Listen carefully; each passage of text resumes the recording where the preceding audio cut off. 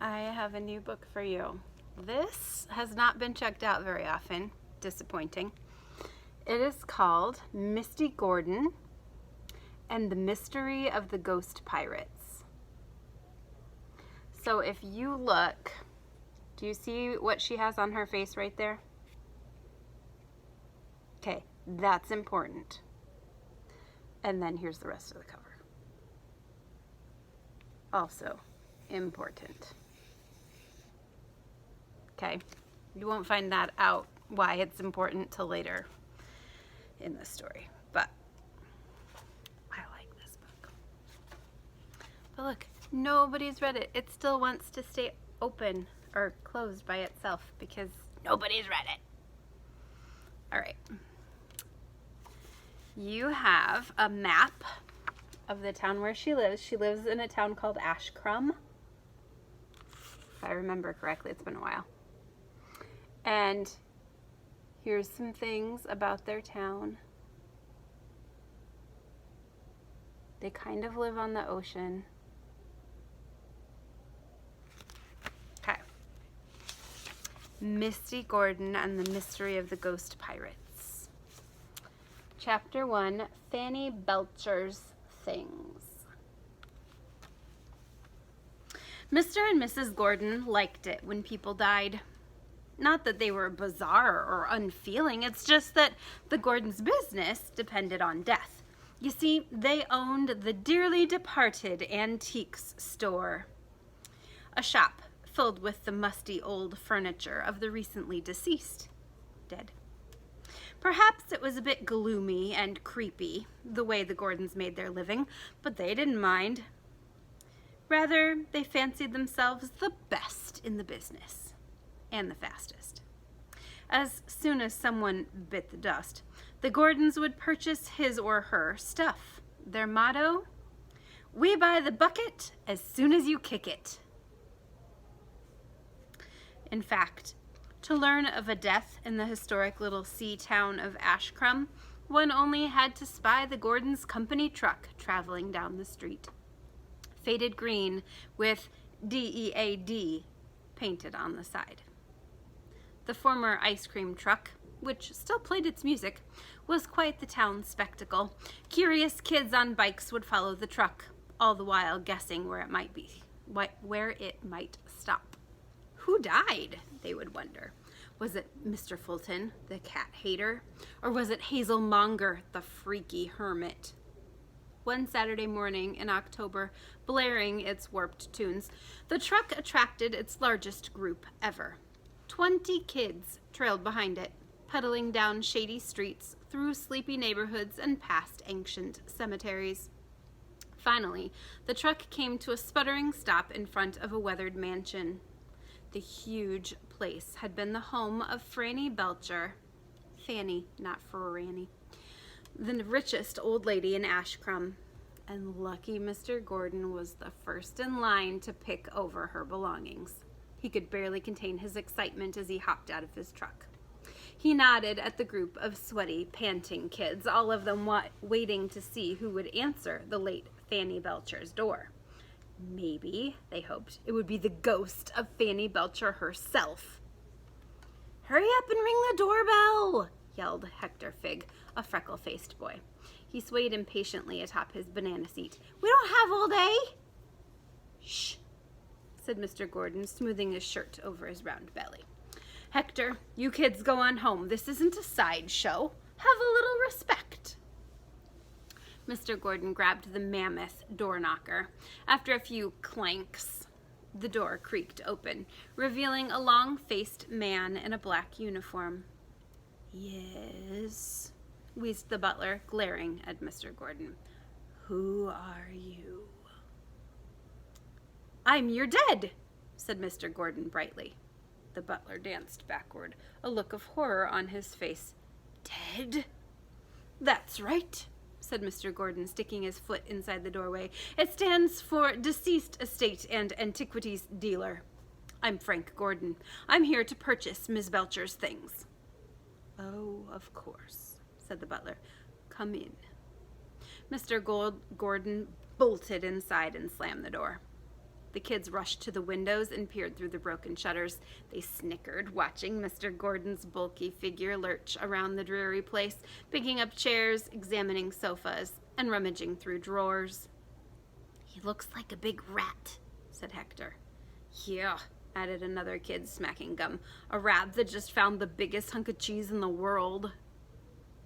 That evening, his truck crammed with Fanny Belcher's stuff, Mr. Gordon squeezed himself behind the steering wheel and began his drive home. He had really scored this time. He couldn't wait to see the look on his wife's face when she saw what he'd bought. Humming along to the ice cream truck's music, Mr. Gordon turned onto cobblestoned Anchor Street. He smiled broadly as he pulled in front of his little white house nestled among crimson maple trees. "I'm back," he announced, bounding into his house, where Mrs. Gordon sat, painting her toenails. Mr. Gordon held up a lumpy sack. "Guess what I've gotten here." "What?" squealed Mrs. Gordon. "Is it something from rich old Fanny Belcher's house?" "Right you are," bellowed Mr. Gordon, pulling out what looked like a dead animal. He tossed it to his wife. "A mink coat?" she gasped, putting it on.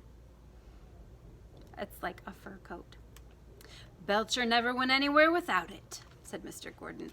"And I can see why," said Mrs. Gordon, elated. "Oh, what luxury," she purred, modeling the coat. "Such marvelous cuffs and deep pockets." Around the couch, she twirled in the coat, dropping nasty tufts of fur on the carpet. Shielding his face from the flying fur was James, the Gordons' 8-year-old son. "Gross," James gagged. "That thing is shedding." "Expensive furs are like that," coughed Mr. Gordon. "They have to get used to their new owners." "That's right," agreed Mrs. Gordon, burying her plump face in the musky mink. "James," said Mr. Gordon, digging around in his bag, "I've got something for you, too." He handed James a real stuffed squirrel. "Cool," said James, staring in amazement at the rodent.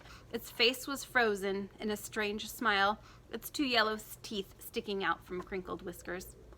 While James stroked his petrified friend, and Mrs. Gordon tripped about in her molting coat, Mr. Gordon began feeling around in his bag again. Observing all of this in total shock and embarrassment was Misty Gordon. She sat dumbfounded on the couch, sinking lower and lower into its cushions. She couldn't help thinking how much her dad looked like a scatterbrained Santa Claus, handing out gifts from a sack he'd lost 100 years ago and just found again. Misty had watched the same drama unfold over and over throughout her entire life, but still, even after 11 years, she'd never grown accustomed to it. It means she never got used to it. Wondering what her dad might pull out of that bag always filled her with dread.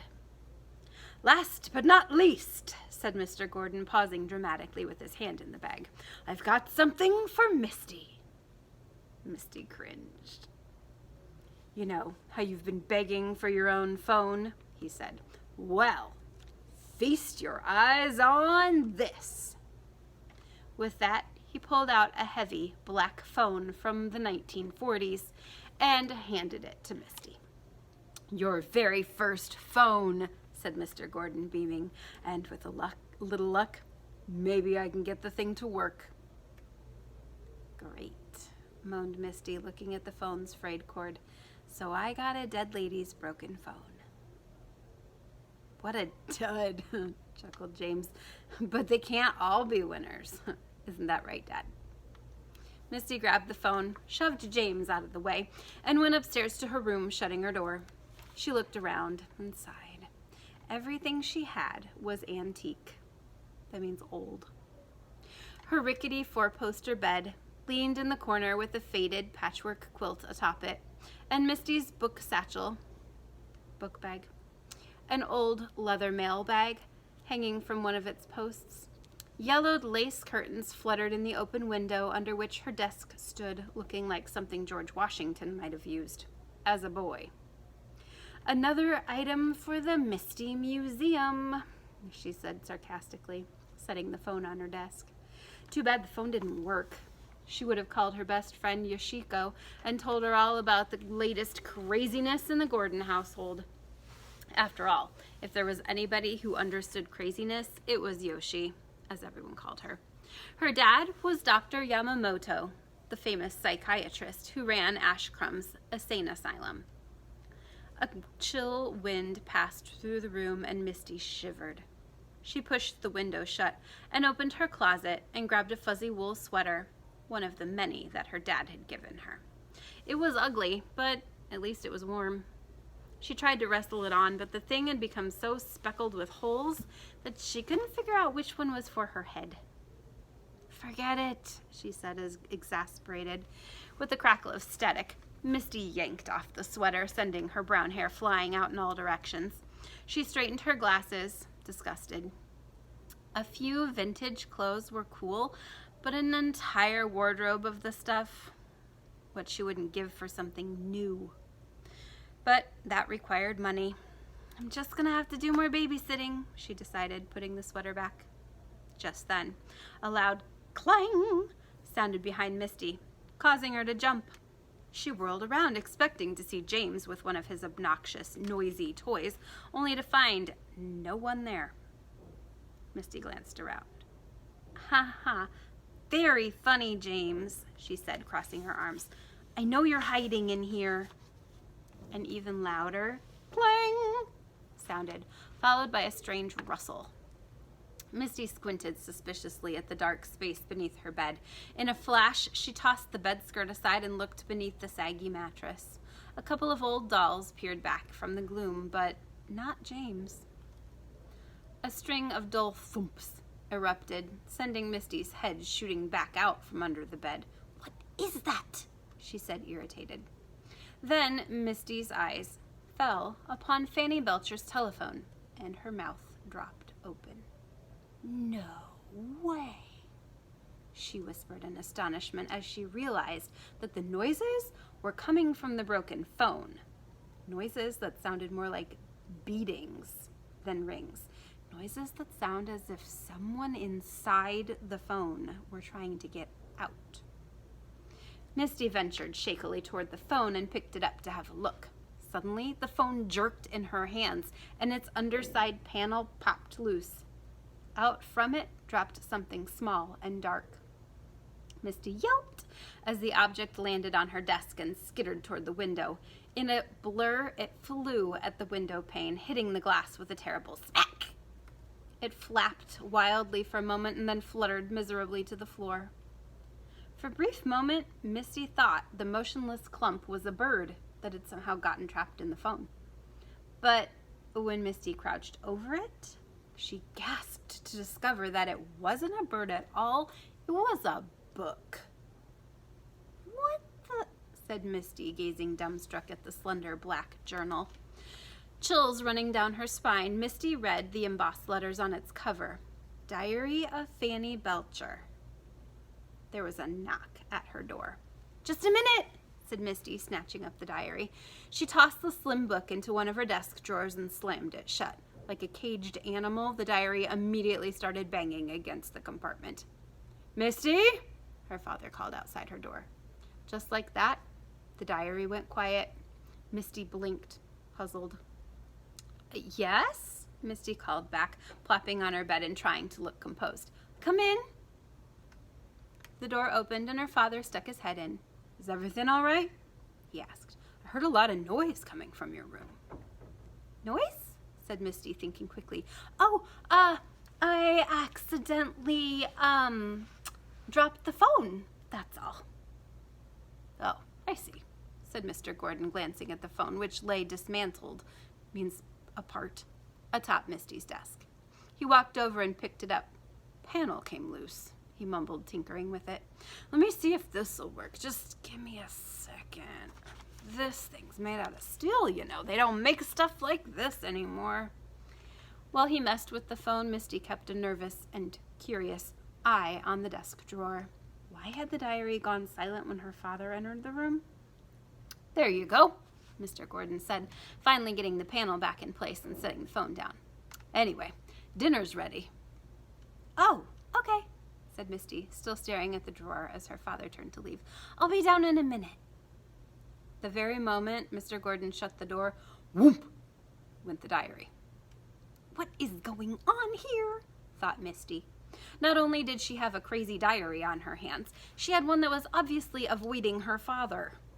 As bewildered and frightened as Misty felt, she couldn't help but grin. It looked like her days of getting duds were over. Misty didn't get much sleep that night. Around midnight, the diary started knocking against the drawer with a relentless clunk, clunk, clunk. Then, around 2 o'clock, an awful shuffling noise came from the hallway. Misty sat up in bed and listened. Was it an animal? Had a window been left open? Misty didn't want to find out. Finally, at 4 in the morning, the diary quit banging around and Misty managed to doze off, but not for long. She woke to the sounds of her mother making breakfast. Between the clatter of dishes and the crash of a skillet, Misty rolled over in bed and tried to go back to sleep, but it was too late. James had obviously awakened, judging by the racket coming from his room. Quick footsteps to the bathroom and the flush of a toilet. Misty braced herself as the house's tired pipes clanked and vibrated, sending a light snow of ceiling plaster onto her bed. You could hear everything in their house, which made Misty wonder if she had been the only one who'd heard the strange shuffling noises coming from the hallway last night. And there were no sounds from the desk. Maybe she had dreamed it all. "Breakfast is ready," her mother called. Misty and James plodded sleepily down the stairs. They met their father at the bottom just as he was emerging from his study. "Good morning," Mr. Gordon said, locking the study door behind him. Misty and James grunted a groggy reply. The kitchen was filled with smoke, Mrs. Gordon having burned the toast again. Not that her husband noticed. He crunched happily on the blackened bread as he read the newspaper. By the cheery look on his face, Misty could tell that he'd just read the obituaries. The ones that say all the people that died. "Kids, you won't believe who died," he said. "It's simply marvelous." "It's otherworldly," giggled their mother. "What do you mean, otherworldly?" asked James. "Well," said Mr. Gordon, attacking some bacon, "Madame Zaster has died. Or as one of her kind might say, Madame Zaster has passed into another dimension." He mused, a fleck of grease shining on his chin. "You mean Madame Zaster, the town psychic?" asked Misty.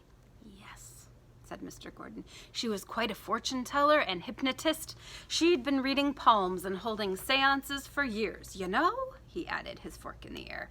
"She was also a clairvoyant." "What's that?" asked James. "A clairvoyant is somebody who can see into another realm, the realm of spirits and ghosts and the past and the future," Mr. Gordon rattled on, polishing off the rest of his breakfast. "Creepy," said James. "Are you going to get her stuff? I bet she has some freaky things."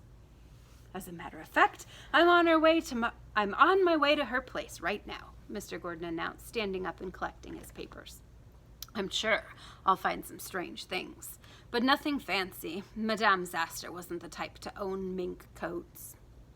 "Speaking of coats," said Mrs. Gordon, a curious look on her face, "it's the oddest thing.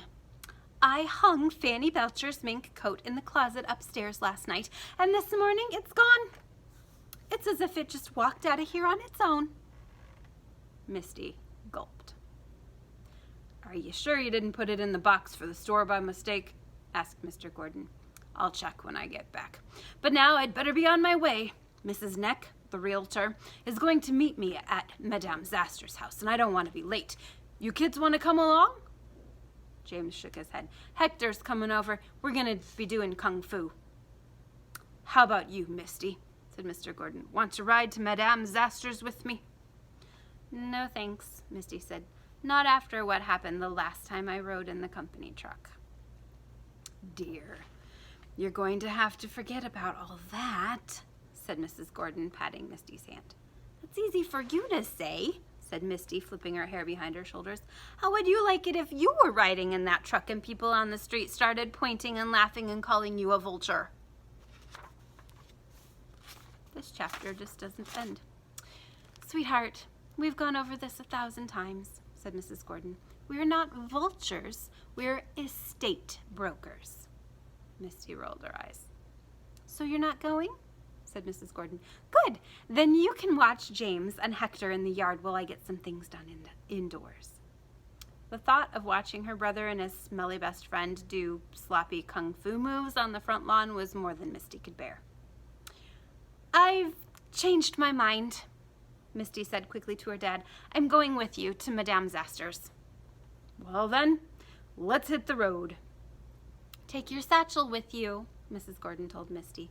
You might see something at Madame Zaster's house that you'd like to keep. Okay, we're going to stop there for today. I'm going to keep reading in a little bit. You have an assignment. It's pretty easy. Tell me who the characters are. Who have you met so far? And tell me what you think will happen next. So, do you think that it's a good idea that Misty goes with her dad? What'll happen? Tell me who the characters are. Tell me what you think will happen next. And we will pick up where we left off later.